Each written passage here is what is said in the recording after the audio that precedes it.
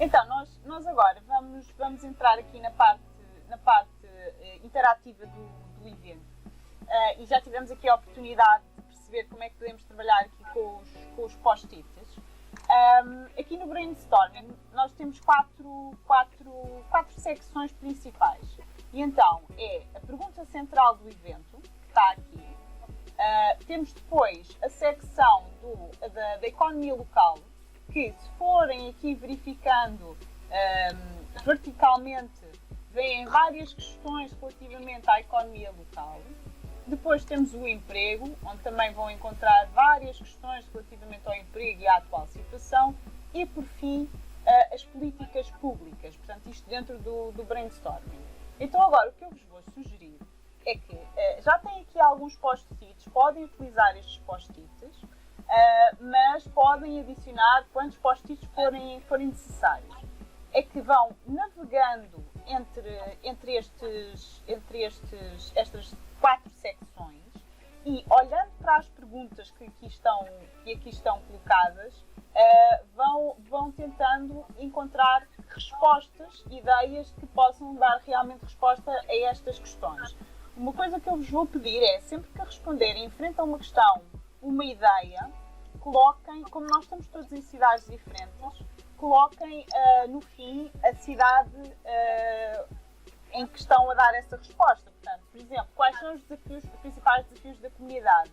Se eu, por exemplo, disser aqui a recuperação do turismo, por exemplo, relativamente à Almada, eu ponho recuperação do turismo, entre parênteses Almada, para saber que eu estou a falar desta dinâmica e porque estamos aqui todos em localidades diferentes.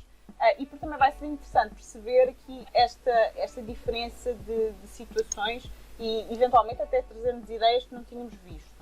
Eu peço-vos também que respondam de acordo a vossa circunstância. O que é que quer isto dizer? Ou seja, que em cada pergunta olhem um bocadinho para a vossa experiência pessoal, para a vossa experiência profissional, para aquilo que vocês têm visto nos vossos contactos familiares e contactos com amigos, e que olhem um pouco para essa experiência e procurem as respostas a estas questões.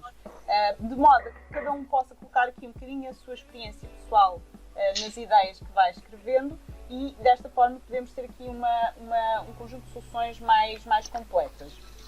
Se ficarem bloqueados em alguma questão, não há problema, vão avançando até que encontrem uma questão que vos traga algumas ideias. Eu vou dar aqui então 10 minutos para nós irmos navegando pelas várias secções e para irmos colocando aqui algumas respostas e algumas ideias. E daqui a 10 minutos nós vamos começar aqui o debate, eu e a Filipa, vamos pegar em algumas das ideias e vamos trazer aqui para debatermos essas mesmas ideias.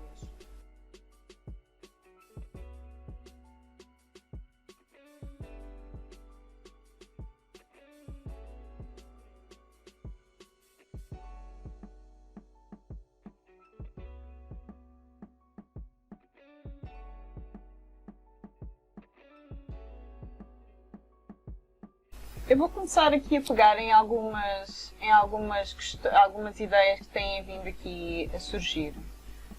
E uma questão que eu acho muito interessante que eu coloquei, mas também foi colocada aqui por uma outra pessoa, é a questão, por exemplo, dos resíduos alimentares. Que já têm, acho que alguns municípios, por exemplo em Almada não temos, mas alguns municípios já têm de facto contentores para o composto, mas a maior parte deles de facto não tem. Um projeto muito interessante que eu vi na Universidade de Évora, que tinha sido criado por um aluno da Universidade de Évora, por um conjunto de alunos, aliás, foi que, de modo a ajudar alunos com dificuldades financeiras, eles criaram um projeto de compostagem dos bens alimentares, dos resíduos alimentares da universidade. E então, o que eles faziam era, eles recolhiam todos os resíduos alimentares produzidos pela cantina e pela toda a área de restauração da universidade. Eles tinham composteiras, vermicomposteiras na universidade que disponibilizavam aos alunos gratuitamente. E depois, cada aluno podia fazer então a recolha e o tratamento desses resíduos e depois vender esses mesmos compostos para a área agrícola, de modo a poder gerar aqui um rendimento extra que pudesse apoiar, por exemplo, em determinados custos, quer de alojamento, quer de outro tipo de custos que eu pudesse ter.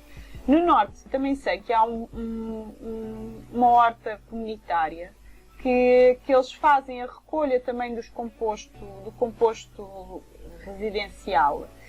E em troca do composto, eles dão pequenos cabazes às pessoas que entregam este mesmo composto. Portanto, é uma troca por troca, mas também é muito interessante porque depois eles têm também uma composteira nessa mesma horta comunitária que depois utilizam depois para a produção agrícola. Lembram-se de alguma outra forma, por exemplo, de podermos a nível comunitário utilizar aqui a compostagem como uma forma de retornar estes nutrientes ao solo, mas também eventualmente reduzir os custos ou gerar até uma renda adicional para as pessoas? Há um projeto, já está implementado,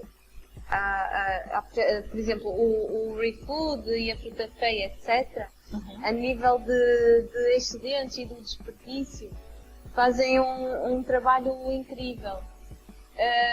Por exemplo, em Famalicão, a nível de compostagem, há um projeto que é a reciclagem orgânica e existia outro que infelizmente acabou, que era o Sábio, em que há recolha porta a porta e com parceiros que eles têm para que seja feita a compostagem dos resíduos orgânicos, portanto, tanto com pessoas individuais, não é? Como com negócios. Existe também em Lisboa, até penso que deu no É para Amanhã, a Mouraria Composta, em que no bairro da Mouraria dão formação às pessoas e têm lá compostores comunitários. Portanto, realmente, a nível da parte dos resíduos orgânicos, já temos vários projetos onde nos podemos inspirar, digamos assim. E concordam que por acaso agora estavas a falar, e eu penso que uma das questões que eu acho que devia ser explorada localmente por cada município, principalmente nas zonas mais urbanas, eu acho que cada município deveria ter uma horta comunitária. Isto porque, por exemplo, eu tenho uma horta comunitária, mas ela fica numa outra localidade, que eu tenho que ir obrigatoriamente de carro, que é uma coisa que eu tenho evitado. E não faz sentido para mim, em termos de se eu quero reduzir a minha pegada ecológica, eu depois ter que me deslocar de carro até uma localidade que ainda fica aqui a alguns quilómetros, portanto fica a cerca de 10 quilómetros da minha localidade, para poder participar numa horta comunitária. Eu faço compostagem porque tenho uma varanda, mas eu sinto muita falta e há muito terreno completamente inutilizado, que poderia ser utilizado, por exemplo, aqui em Almada, no Laranjeiro, para produzir hortas comunitárias que, por um lado, podiam permitir que as pessoas reduzissem os custos que têm com a aquisição de bens alimentares, pudessem saber exatamente o que é que estão a comer, não é? Que é muito uma questão, muitas vezes, de nós já não sabemos como é que aquilo foi produzido, que químicos é que levou, pudessem partilhar dentro da horta comunitária alguns bens alimentares, desde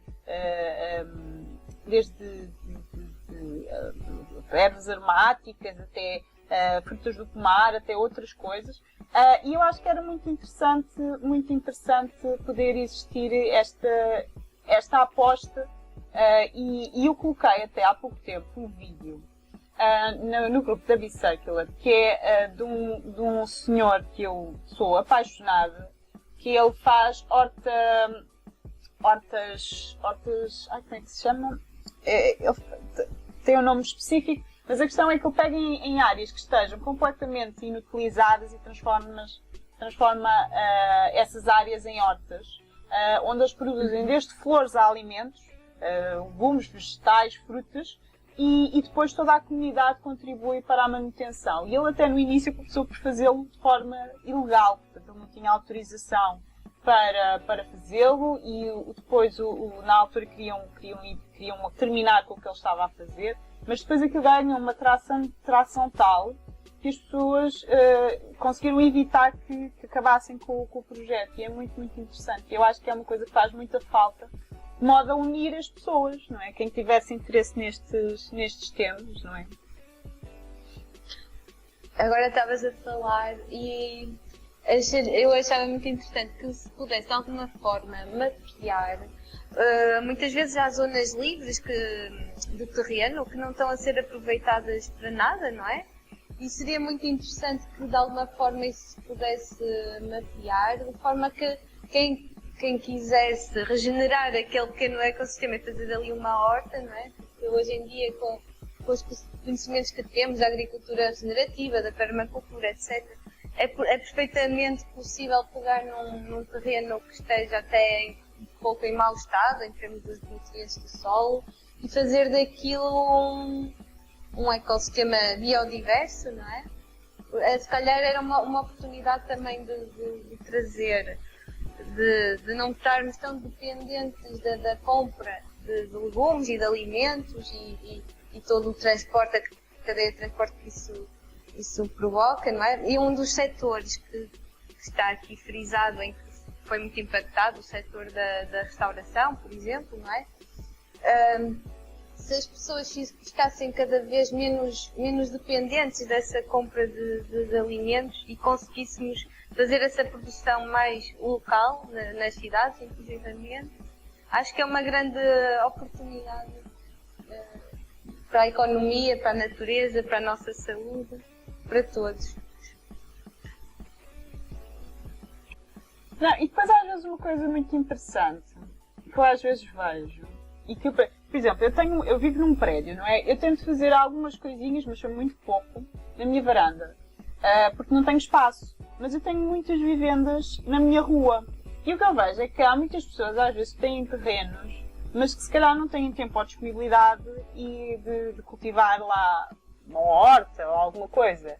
E era interessante também, às vezes, se existisse aqui uma partilha destes terrenos pela comunidade, não é? Que permitisse aqui um maior acesso e uma maior colaboração no sentido de utilizar essas áreas e até embelezá-las, não é? E era também algo interessante